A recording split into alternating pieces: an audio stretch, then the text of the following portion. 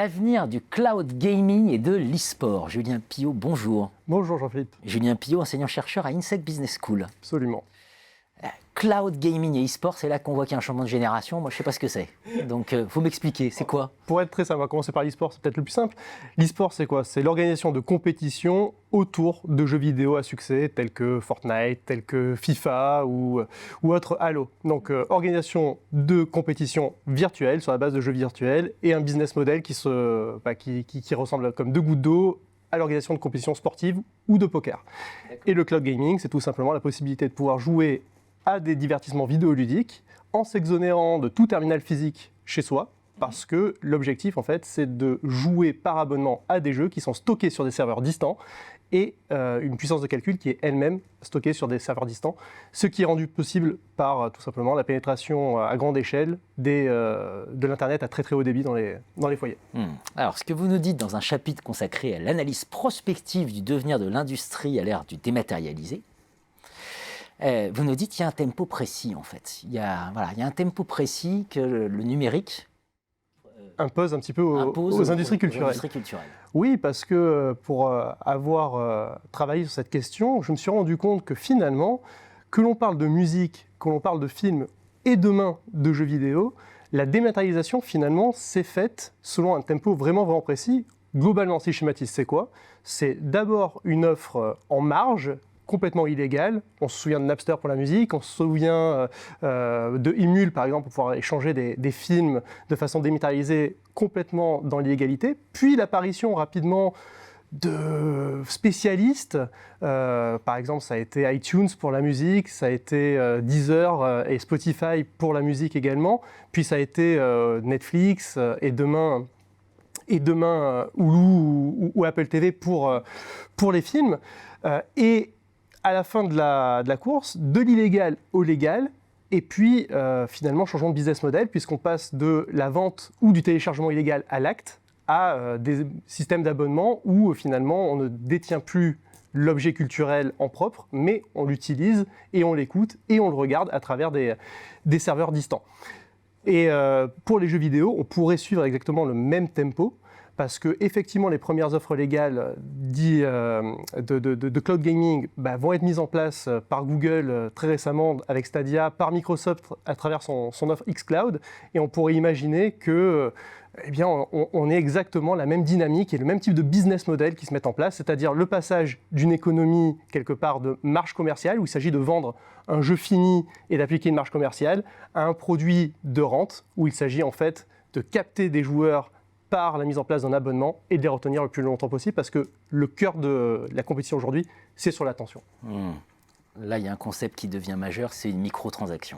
C'est la microtransaction, pourquoi? Parce que à une époque où vous pouvez finalement compléter un jeu à travers des téléchargements additionnels, qu'il s'agisse d'avoir un avatar un peu plus joli, qu'il s'agisse d'avoir accès à des niveaux supplémentaires ou des pouvoirs supplémentaires, les éditeurs ont compris qu'une des manières de pouvoir rentabiliser leurs jeux vidéo, ce n'est plus de vendre un produit fini, mais de vendre un produit, ou voire même de l'offrir, ce produit de base, et derrière de demander aux joueurs de compléter un petit peu l'expérience de jeu à travers des microtransactions qui vont leur donner finalement accès à des contenus additionnels. Et ces microtransactions aujourd'hui, elles sont complètement indissociables du business model des jeux vidéo. La plupart des jeux vidéo aujourd'hui utilisent de façon plus ou moins forte ces microtransactions, et parfois ça peut poser des problèmes au niveau du droit, notamment lorsqu'il s'agit de lootbox. Les lootbox, vous voyez ce que c'est, Jean-Philippe? Non, les lootbox, qu'est-ce que c'est? Ce sont des coffres au trésor virtuel dans lesquels des récompenses sont cachées, sauf que ces récompenses sont inconnues du joueur au moment de l'achat de cette dite lootbox. Donc les lootbox, lorsqu'on les regarde de façon extérieure, on se croirait face à un jeu de hasard et jeu d'argent, parce que en contrepartie d'une somme monétaire qui est dépensée par le joueur, on a un gain qui est hypothétique, à la valeur hypothétique, à la valeur d'échange également, et puis qui peut aussi engendrer des risques d'assuétude face au profil à risque. Et donc, c'est la raison pour laquelle certaines juridictions, notamment en Belgique, les ont interdits au titre, finalement, du fait que les éditeurs de jeux vidéo n'ont pas d'agrément particulier pour pouvoir vendre des jeux d'argent et de hasard.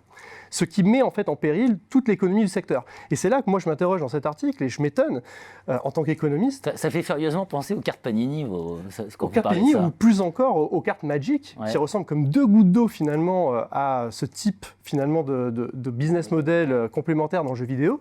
Sauf que dans le cas de Magic, c'est le business model tout court. Et moi je m'étonne en tant qu'économiste qu'un jeu comme Magic ou Panini puisse être autorisé quand un autre, sous prétexte qu'il utiliserait un canal de vente différent, puisse faire l'objet d'une interdiction. On peut imaginer que ça fasse jurisprudence, justement, d'aller chercher ces jurisprudences-là pour... C'est pas impossible. Bien. Évidemment, un sujet majeur, les paris. Ah, les paris. Les paris, fatalement, lorsqu'on parle de si on parle e-sport, par monétisation, exemple, notamment des parties e-sport, absolument. Finalement, il faut peut-être reprendre la chose par le commencement. On a des acteurs du jeu vidéo qui cherchent à se diversifier, qui ont des stratégies d'intégration verticale pour pouvoir maîtriser l'ensemble de la chaîne de valeur. L'e-sport se développe.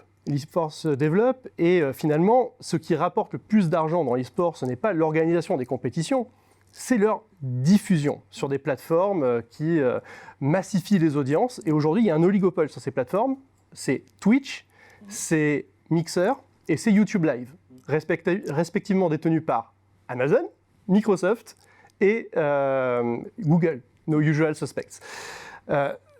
Ces acteurs-là ont compris qu'il y avait un réel engouement autour des diffusions live ou différées d'ailleurs, des compétitions d'e-sport et qui pouvaient monétiser cette attention à travers, du coup par clic, modèle publicitaire assez classique. Alors oui, évidemment, parmi ces acteurs-là, on a des acteurs qui vont très vite se demander comment est-ce qu'ils arrivent à avoir encore un outil de diversification supplémentaire. Et oui, si l'e-sport se développe et il se développera, fatalement, les joueurs vont avoir très rapidement envie, de façon massive, à placer des paris autour de ces pratiques sportives nouvelles, de la même manière qu'ils placent déjà des paris sur des pratiques sportives nettement plus traditionnelles et anciennes. Et là encore une fois, le droit va devoir trancher, parce qu'aujourd'hui, la prise de paris sur les parties d'e-sport est interdite, quand bien même elle a une existence, malgré tout, illégale. On revient au début de l'interview, parce qu'elle passe aujourd'hui par des circuits offshore, par des VPN qui empêchent la traçabilité des transactions, mais elles existent, techniquement elles sont possibles. Eh bien oui, évidemment, on a des acteurs aujourd'hui intégrés qui pèsent très lourd dans le game et qui vont avoir très vite envie de pouvoir dire « Et nous, on a un partenariat avec tel ou tel bookmaker et vous allez pouvoir passer vos paris sur l'e-sport. » Parce que c'est une pratique qui existe déjà et c'est une pratique que nos joueurs vont nous demander de pouvoir mettre en place de façon transparente et accessible à travers nos plateformes de jeu. Et donc, nous, on a toujours œuvré en faveur de nos clients, en faveur de nos joueurs. On va mettre en place, que ça vous plaise ou non, ce type de pari. Alors, il y a là un parallèle assez intéressant à faire avec ce qui s'est passé dans les années 80-90 lorsque la libéralisation, il y a eu une vague de libéralisation du jeu en casino aux États-Unis. Et les observations qu'on a pu avoir a posteriori, les enseignements qu'on a pu en tirer, ils sont de deux ordres. Le premier enseignement, c'est il y a une prime au premier entrant. Et le deuxième enseignement, c'est lorsque un État décide de libéraliser, cela incite très fortement les États limitrophes. Oui. Exactement, il y a un effet de propagation, de contagion limitrophe. Donc moi j'observe avec des yeux très candides et aucun jugement de valeur que de premières juridictions européennes, en Allemagne, en Angleterre par exemple, ou en Suède, commencent à desserrer l'étreinte sur le marché naissant des paris e-sportifs. Je me demande, de façon encore une fois candide et sans jugement de valeur, si la France ne devrait pas très rapidement légiférer sur cette question, parce qu'on ne pourra pas l'éviter, et ce qu'on ne peut pas éviter, il faut l'embrasser. William Shakespeare. 2016-2017, je crois que les paris étaient évalués dans le e-sport à plus de 50 milliards de dollars. Merci Julien Pillot. Merci Jean-Philippe.